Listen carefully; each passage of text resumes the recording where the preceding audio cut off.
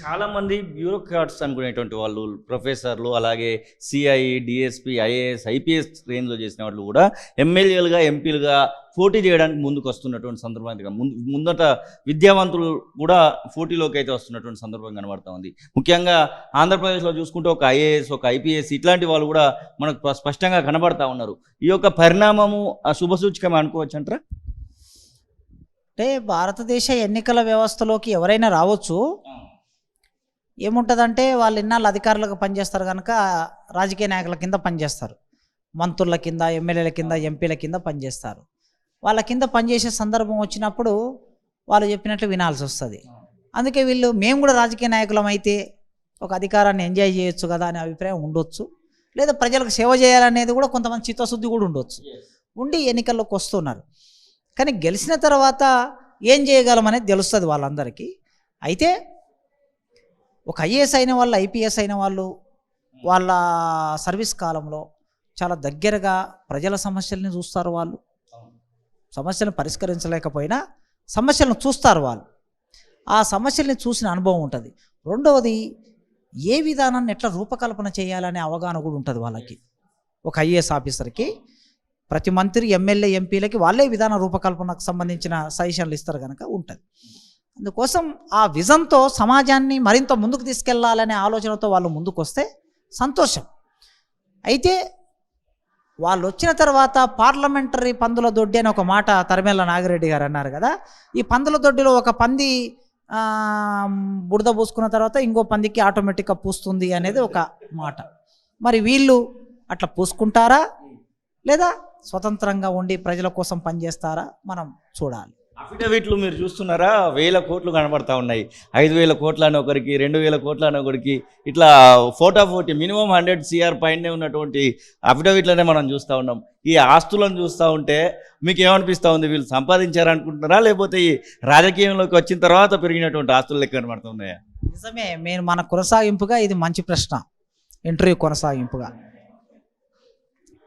నేను ఒక ఇద్దరివి చూశాను. ఆంధ్రప్రదేశ్లో ఒక ఆయన, తెలంగాణలో ఒక ఆయన. 5,000 కోట్లు అంటే వామ్మో 5,000 కోట్ల అంటే మనము, నాకు రాజకీయ పరిజ్ఞానం వచ్చిన తొలి రోజుల్లో ఆనాడు రాష్ట్ర బడ్జెట్ ఎంత ఉంది అంటే 5,000 కోట్లు, 10,000 కోట్లు. రాజశేఖర రెడ్డి ముఖ్యమంత్రి ఉన్నప్పుడు 30,000 కోట్లు ఉండే రాష్ట్ర బడ్జెట్. ఒక రాష్ట్ర బడ్జెట్ ఎంత ఉండేనో ఒక మనిషి దగ్గర అంత ఉంది అంటే ఇవి బయటికి చెప్పినవి మాత్రమే అండి. బయటికి చెప్పినవి ఇవి. అంటే ఇవి నాకు తెలిసి ఇంతకు 2 ఇంతలు ఇంకా వేరుగా ఉంటుంది అది. అంటే ఇంత డబ్బు మనుషుల దగ్గర ఉందంటే ఇది ఎంత ఎక్కడి నుంచి వచ్చింది? అసలు భారతదేశంలో ఆర్థిక సమానత్వం అనేది రోజు రోజుకి పెరుగుతుందా, అసమానత్వం తగ్గుతున్నాయంటే అసమానత్వం అనేది మన ప్రజల మధ్యన చాలా వేరియేషన్ ఉంది. ఆ వేరియేషన్ ఉంది అనేది దీన్ని బట్టి అర్థమవుతుంది. ఎన్నికల్లో పోటీ చేసినటువంటి వాళ్ళలో 99% 100 కోట్లకు తక్కువ వాళ్ళు ఎవరు లేరు. మినిమం 100 కోట్లు, మ్యాక్సిమం 5,000, 10,000 కోట్లు నడుస్తుంది చూస్తున్నాం మనం. ఇంత డబ్బు సంపాదించి ఎందుకు నీకు డబ్బు? మొదటి ప్రశ్న నేను వేస్తాను మామూలుగా. అసలు ఒక రాజకీయ నాయకునికి డబ్బు ఎందుకు? నువ్వు ప్రజల దగ్గరికి వెళ్తావు, నామినేషన్ వేయడానికి ఆ నామినేషన్ ఫీజు ఎంత ఉందో నాకు తెలియదు, మామూలుగా ఎంతో 10,000 అంతే కదా, 25,000 రూపాయలు నామినేషన్ ఫీజు. ఓకే, నువ్వు ఆ ప్రింటింగ్ అవి ఇవి చేసుకోవడానికి ఇంకొక 1,00,000 రూపాయలు, 2 లక్షలు, సరే ఒక 10 లక్షలు పెడదాం, ఓ 10 లక్షలు పెట్టుకుందాం. ఒక 10 లక్షలు నీవు ఎన్నికల్లో పోటీ చేస్తే ఆ 10 లక్షలు నీ మిత్రులు వాళ్ళు ఎవరో ఒకరు ఇస్తారు. ఎన్నికల్లోకి వెళ్ళిన తర్వాత ప్రజలు ఒక 4 లక్షల ఓటర్లు ఉన్న చోట, ఓ నియోజకవర్గం 5 లక్షల ఓటర్లు ఓ ఎంపీ నియోజకవర్గం ఉంటే ఈ 5 లక్షల ఓటర్లు అందరూ నీ విధానాలు చూసి, నీ పార్టీ విధానాలు చూసి నీకు ఓట్లు వేస్తారు కదా. వాళ్ళ దగ్గరికి వెళ్ళి ఓటు కొనుక్కోవాల్సిన అవసరం లేదు కదా. ఏ ప్రచారం చేయకుండా, ప్రజల వద్దకు వెళ్ళకుండా నేను ఈ రాజకీయ పార్టీలకి ఒక ఛాలెంజ్ లాగా చెప్తున్నది ఏంటంటే, అయ్యో మీరందరూ మంచోళ్ళే, మీ పార్టీలు మంచివే, మీ విధానాలు మంచివే. నేనేమంటున్నా అంటే విపరీతంగా ఖర్చులు పెడతారు మీరు. ఒక పార్టీ ఎన్నికల సందర్భంలో ఒక మీటింగ్ పెట్టాలంటే తక్కువ 2 కోట్లు ఖర్చు అవుతాయి. ఒక నియోజకవర్గంలో మీటింగ్ పెట్టాలంటే ఇన్ని నియోజకవర్గాల్లో ఇన్ని మీటింగ్లు పెడుతున్నా అంటే కనీసం 100 కోట్లు ఖర్చు పెడుతున్నారు. ఈ ఖర్చు ఇది ఈ సంపద అంటే ఈ సమాజ సంపద, మీ దగ్గర ఉన్న ఎవరి దగ్గర ఉన్న సమాజ సంపద. దానితో పాటు విపరీతంగా రకరకాల రూపాల్లో డబ్బును కూడా ఖర్చు చేస్తున్నారు నీళ్ళలాగా. ఇది సమాజ సంపద. ఇవన్నీ ఎందుకు? ఈ ఎర్రని ఎండపూట 46 డిగ్రీల ఉన్న ఈ చోట మీరేం చేయండి, టీవీలలో కూర్చోండి. ఇప్పుడు సోషల్ మీడియా వచ్చింది, మీలాంటి ఛానల్స్ వచ్చాయి, మీరు ఛానల్లో వచ్చి కూర్చోండి. ఆ అభ్యర్థి ఈ అభ్యర్థి వస్తాడు, నీ విధానం నువ్వు చెప్పు, ఆయన విధానం ఆయన చెప్తా. ఏసీ రూమ్లలో కూర్చొని మీ విధానాలు చెప్పు, ప్రజల వద్దకు వెళ్తాయి, ప్రజలు నిర్ణయించుకుంటారుగా ఎవరికి ఓటు వేయాలని. నమ్మకం ఉందా? ఇంకా రాజకీయ నాయకులు చెప్పితే నమ్మే పరిస్థితుల్లో ప్రజలు కనబడతా ఉన్నారా? లేకపోతే ఎలక్షన్స్ ముందు రోజు వచ్చేటువంటి ఆ 5వ 10వ తీసుకొని ఎవరికోవని కేసేద్దాం అనేటువంటి ఆలోచనలో ఉన్నారా? అంటే ప్రజలను ఏం చేస్తారు అంటే అనివార్యంగా నెట్టేస్తున్నారు వీళ్ళు. ప్రజలు కూడా ఇప్పుడు వీడేమి సొక్కమా, వీడు 5,000 కోట్లు, వీడు 2,000 కోట్లు, వీడు 100 కోట్లు, వీడు 500 కోట్లు సంపాదించుకోండి, వీడు మా డబ్బే సంపాదించుకున్నాడు, వీడు మేము కట్టే పనులు మా ఈ సమాజ సంపద ఈ డబ్బునే ఈ రూపంలో సంపాదించుకొని కూడబెట్టుకున్నాడు. ఈ కూడబెట్టుకున్న డబ్బును మరింత పెంచుకోవడానికి, కూడబెట్టుకున్న డబ్బును కాపాడుకోవడానికి రాజకీయాల్లోకి వస్తున్నారు. డబ్బు లేని వాళ్ళు ఇప్పుడు రాజకీయాల్లోకి రావటం అనేది అసాధ్యమయ్యే విషయం కాదు. నేను అందుకే ఎప్పుడు ఆలోచిస్తుంటా, మా దళిత మిత్రులు చాలామంది రాజ్యాధికారం అంటూ ఉంటే నేను అంటూ ఉంటా, మీరు రాజ్యాధికారం 30 ఏళ్ళ నుంచి అంటున్నారు, మీరు ఇంకొన్నాళ్ళ తర్వాత అసలు ఎన్నికల్లో పోటీ చేసే ఒక పరిస్థితి ఉండదు కనుక ఎన్నికల్లో నియోజకవర్గాలు, రిజర్వ్ నియోజకవర్గాల్లో కూడా వాళ్ళే డబ్బులు పెట్టి, వాళ్ళే క్యాండిడేట్ని చూసి ఒక డమ్మి నిలబెట్టి వాళ్ళే ఎంపిక చేసుకొని నీ సంతకం కూడా వాళ్ళే పెట్టుకునే రోజులు వస్తాయి.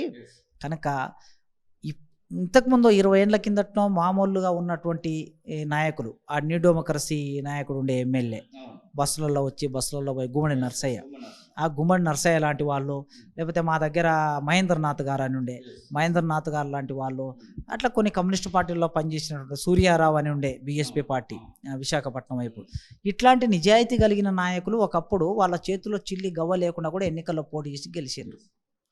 ఇప్పుడు ఇవాళ తుంగతుర్తి నుంచి మొన్న సామేలన్న గెలిచిండు. పాపం సామేలన్న చాలా పేదవాడు, సరే నిలబడ్డాడు, పార్టీ తరఫున గెలిచిండు. అట్లా ఏ డబ్బులు లేని మనిషికి ఓట్లు వేసే ఒకానొక స్థితి ఒకప్పుడు ఉండే.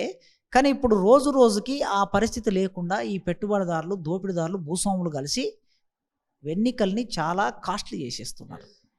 అందుకే ఈ కాస్ట్లీ చేయటం అనేది సామాన్యుడు ఎంటర్ కాకుండా చేస్తున్నారు. డబ్బున్నోడే ఎన్నికల్లో పోటీ చేయాలి అంటే కార్పొరేట్ కల్చర్ను మన పార్లమెంటరీ రాజకీయ వ్యవస్థలోకి తీసుకొస్తున్నారు. నా ఊహ నిజమైతే ఇంకొక 10 సంవత్సరాల తర్వాత ఇప్పుడే 50% కార్పొరేట్లే మన ఎన్నికల సిస్టాన్ని నిర్ణయిస్తున్నాయి. ఎవరైనా సునీల్ కనుగోలు ఒక ఆయన అంటాడు, తర్వాత ఇంకొక ఆయన ఎవరో పీకే అని ఇంకొక ఆయన, వీళ్ళందరూ ఏంటి, నువ్వు ఎలాంటి డ్రెస్ వేసుకోవాలి, రాహుల్ గాంధీ ఎలాంటి డ్రెస్ వేసుకోవాలి, ఎలాంటి టీషర్ట్ వేసుకోవాలి, లారీ ఎప్పుడు ఎక్కాలి, లారీ డ్రైవర్తో ఏం మాట్లాడాలి, టీ ఎప్పుడు తాగాలి, టీ ఎవరితో తాగాలి, జొన్న రొట్టె ఎక్కడ చేయాలి, చపాతి ఎక్కడ చేయాలి, ఇది మొత్తము మనిషిని, ఒక రాజకీయ నాయకుడిని వీళ్ళు తయారు చేస్తే వీడు వెళ్ళి అక్కడ ప్రదర్శిస్తున్నాడు. అసలు ఇదేమిటండి? ప్రజల వద్దకు వెళ్ళే ఒక నాయకుడు, ప్రజలు ఎంత సహజంగా ఉంటారో అంత సహజంగా వెళ్ళవలసింది పోయి ఒక కార్పొరేట్ వాడు వచ్చి ఒక కంపెనీ పెట్టుకున్నాడు, కంపెనీ పెట్టుకొని ఇదో వాడు ఇచ్చే సూచనల ప్రకారం నువ్వు వెళ్తున్నావంటే రేపు ఓ జిందాల్ కంపెనీ, ఎస్ఆర్ కంపెనీ, లేదా ఆదాని కంపెనీ, అంబానీ కంపెనీ వాడు ఏం చేస్తాడంటే ఒక వ్యక్తిని తీసుకొచ్చి నిన్ను ప్రధానమంత్రిని చేస్తా, నీకు 300 సీట్లు నేను గెలిపించి నీకు ఇస్తా, నువ్వు ప్రధానమంత్రి సీట్ మీద కూర్చున్న తర్వాత నేను చెప్పిన పని చేయాలి అనే రోజులు 50% వచ్చింది. ఇప్పుడు ఆ మిగతా 50% కూడా ఇంకొక 10 ఏళ్ళలో వస్తుంది. కనుక దళితులకి, బీసీలకి, పేదలకి పార్లమెంటరీ ప్రజాస్వామ్యం మీద నమ్మకం పెట్టుకోవాల్సిన అవసరం లేని ఒక స్థితి రాబోతుంది.